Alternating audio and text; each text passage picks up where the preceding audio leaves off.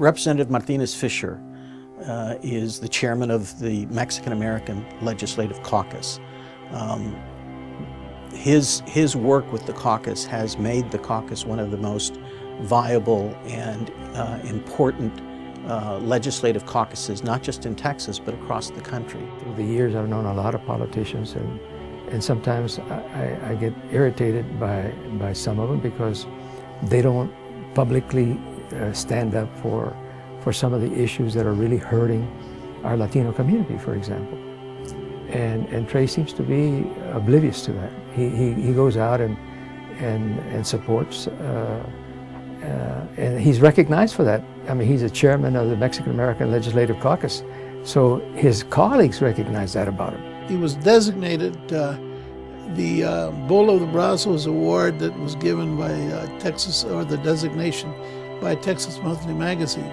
This award is named after Senator Bill Moore, who was a fierce fighter, and it is given to the person that proves to be the fiercest advocate for the causes that they sincerely feel should be addressed. I don't think that you can classify someone like Trey Martinez Fisher in one single act. You see, it's been a continuum of protection for Texas school children. He fights with and fights for our community to make sure that our school children have the resources that they need. One of the things that hurt so many of our students throughout the state of Texas was the fact that the Republicans of the state, who were in charge in the majority, removed about $5 billion from the money that was being spent for children throughout the state. And Trey was very active in bringing back $3.9 billion, not million, but $1 billion.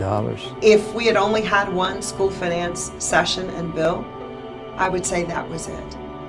But his leadership, last legislative session, to put together the coalition that restored some of those funds that were horrendous from the 2011 cuts, was brilliant and masterful. I think Trey Martinez Fisher epitomizes the sort of leadership from the Latino community that we saw in these historic first-time legislators: Matt Garcia, Joe Bernal, Carlos Truan, Irma Rangel, the sort of coming out of the civil rights movement into positions of authority and leadership. Whether it's in the legislature or coming back home, he's going to be involved in the public policy setting.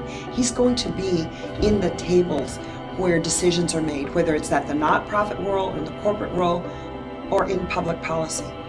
I don't think we can write Trey's legacy. He's way too young, and he's got so much more to give.